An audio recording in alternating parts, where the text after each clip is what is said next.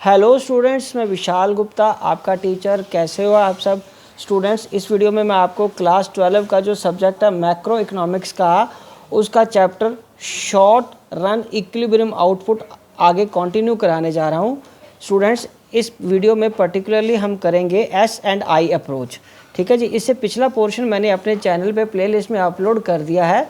आप मेरे चैनल को सब्सक्राइब कर लीजिए और वहाँ से वो वीडियो देख के अपना कोर्स कंप्लीट कर लीजिए।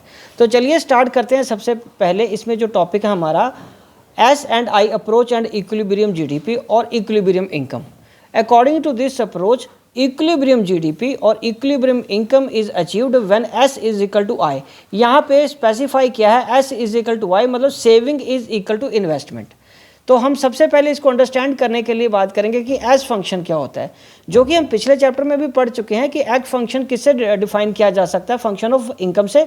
सो S is positively related to Y, however at the lower level of income S can be negative because at the lower level of income C may be greater than Y. C greater हो सकता है Y से। S becomes negative to the extent जब तक कि consumption income से ज़्यादा है तब तक आपकी सेविंग नेगेटिव रहेगी। मतलब आपकी इनकम अगर ज़ीरो भी है तब भी आप कुछ ना कुछ कंज्यूम तो करते ही हो, उस केस में जो सेविंग है वो नेगेटिव है।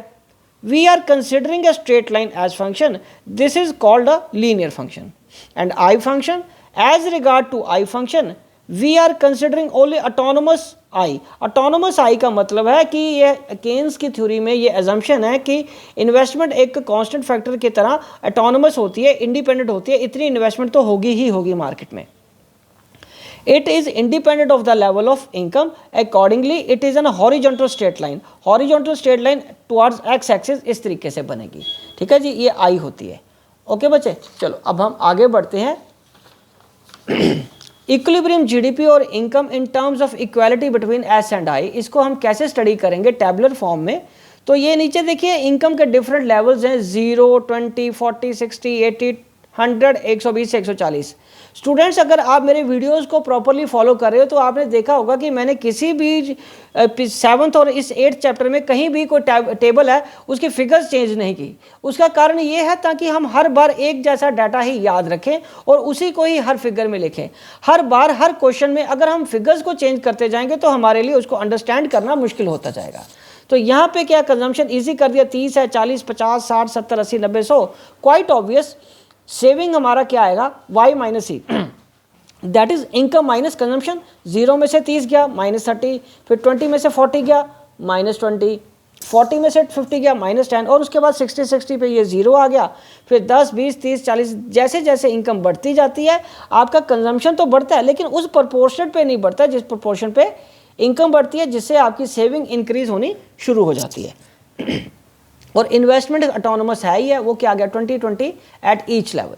ठीक है बच्चे, चलो ये आ गया ऑटोनोमस कंजम्पशन।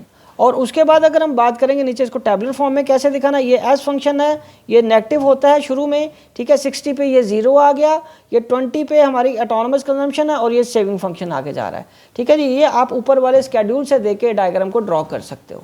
चले बच्चे आगे, ठीक है जी, कोई दिक्कत तो नहीं है ना, समझ आ रहा है ना आपको? चलिए ओके जी, अब हम आगे बात करते हैं what happen if S is greater than I. मतलब क्या होगा जब एस ग्रेटर है आई से।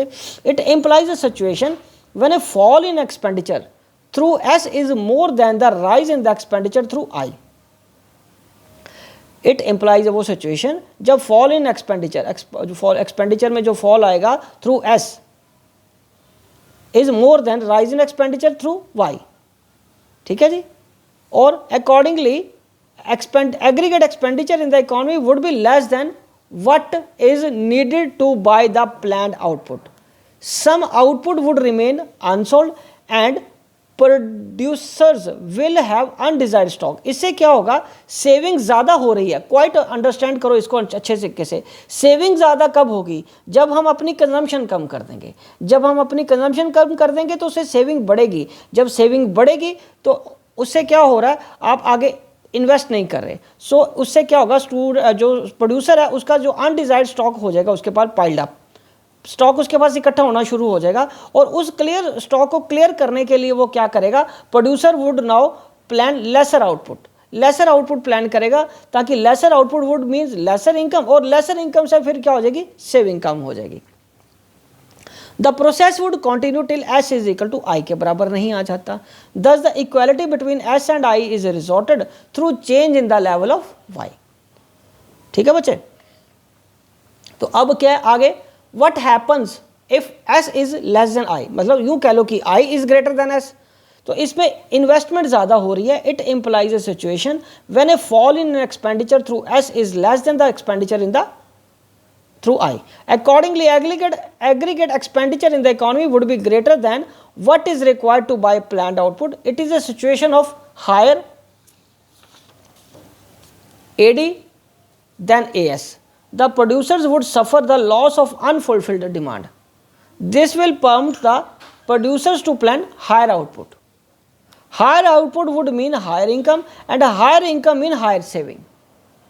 The process would continue till S is equal to I, और ये प्रोसेस कब तक चलता रहेगा, जब तक एस आई के बराबर नहीं आ जाता। Here again the equality between S and I is resorted through change in the level of income. मतलब इस केस में भी क्या है, आपका इन्वेस्टमेंट ज़्यादा है, इन्वेस्टमेंट ज़्यादा होने से क्या हो रहा है, रिक्वायर्ड से ज़्यादा प्लान्ड आउटपुट किया हुआ है। It is a situation of higher A D than S A S. The producer would suffer loss of unfulfilled demand, तो इसका मतलब वो अब अनफुलफिल्ड डिमांड को पूरा नहीं कर पा रहे। ठीक है जी, this is pumped the producers to plan higher output. इससे क्या होगा, वो और आउटपुट को प्लान करेंगे। ठीक है, higher output would mean higher income, उससे इनकम बढ़ जाएगी और हायर इनकम से ज़्यादा सेविंग आ जाएगी। और आगे हम डिस्कस करेंगे 3 बेसिक एजम्पशंस क्या हैं इक्विलिब्रियम जीडीपी। पहला है कि ये शॉर्ट पीरियड एनालिसिस होता है, दूसरा ये 2 सेक्टर क्लोज्ड इकोनॉमी एजम्पशन को लेके चलता है, और तीसरा एएस को हम मानते हैं कि परफेक्टली इलास्टिक। परफेक्टली इलास्टिक का मतलब जितना लेवल ऑफ इनकम में चेंज आएगा उतना चेंज हमारा सप्लाई में आएगा ही आएगा।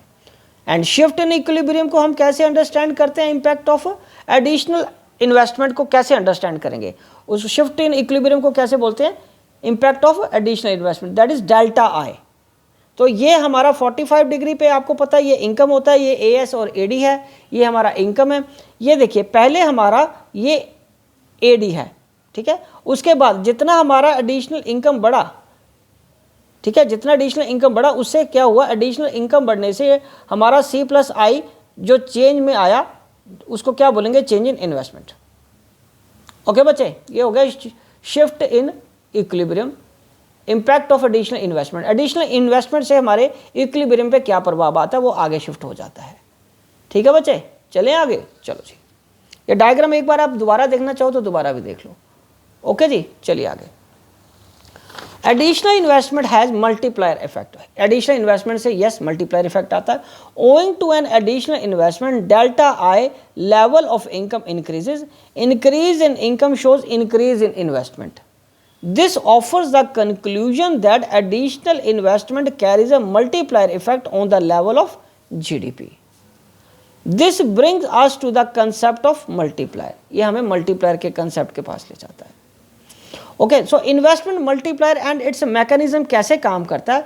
It refers to the number of time by which the increase in output income exceeds the increase in investment, that is delta I. It is measured as the ratio between change in output income and change in investment. ठीक है जी, तो मतलब के sign किसके लिए, multiplier का हो गया, के डेल्टा वाई किसका हो गया, change in output, and upon delta I that is change in investment. कितना इन्वेस्टमेंट चेंज होने से आपका कितना इनकम पे फर्क आ रहा है उसको हम क्या बोलेंगे, मल्टीप्लायर। फॉर एग्जाम्पल 15 आपकी इन्वेस्टमेंट बढ़ी और 60 आपका इनकम बढ़ा, तो मल्टीप्लायर का इफेक्ट क्या गया, 4 टाइम्स, मतलब आपकी इनकम बढ़ेगी इन्वेस्टमेंट से। ओके जी, तो चलिए अब हम आगे बढ़ते हैं। रिलेशनशिप क्या है मल्टीप्लायर और एमपीसी का, C marginal propensity to consume. There is a direct relationship between multiplier and MPC. Higher the value of MPC higher the multiplier and vice versa. In fact, multiplier is often estimated with reference to MPC as under K is equal to 1 upon 1 minus MPC। तो इसमें क्या है बेटा, यदि MPC 0.5 है, assumption है, ये क्या है, एजम्पशन हमने ले ली, that is K is equal to 1 minus K upon 1 minus 0.5, और 0.5 को डिवाइड किया तो ये मल्टीप्लायर हमारा 2 आया। उसी तरीके से फॉर एग्जांपल अगली बार हमने ले लिया 0.8, MPC बढ़ गया हमारा यहाँ पे, तो उससे हमारा मल्टीप्लायर भी बढ़ जाएगा। So this increase in MPC, MPC के इंक्रीज होने से it implies increase in the value of multiplier also. और इसको इस तरीके से भी लिख सकते हैं, multiplier is equal to MPS, marginal propensity to consume. क्यों? क्योंकि MPS होता है जो मार्जिनल प्रोपेंसिटी टू सेव जो होता है वो किसके बराबर आता है? 1 माइनस MPC। तो हम इसको इस तरीके से भी डिनोट कर सकते हैं। ठीक है जी। तो इस फॉर्मूले को एक बार दोबारा देख लीजिए बच्चे। आप वीडियो को स्लो करके पॉज करके भी अपना काम पूरा कर सकते हो। मैं आपको बहुत बार बता चुका हूँ, अपने नोट्स इस तरीके से कंप्लीट कर लीजिए। ठीक है जी। तो चलिए आगे बढ़ते हैं अब। Forward action and backward action of multiplier. Students, multiplier action is forward when there is a multiple increase in income caused by an increase in investment. ठीक है बच्चों। On the other hand, multiplier action is backward action when there is a multiple decrease in the income caused by decrease in investment.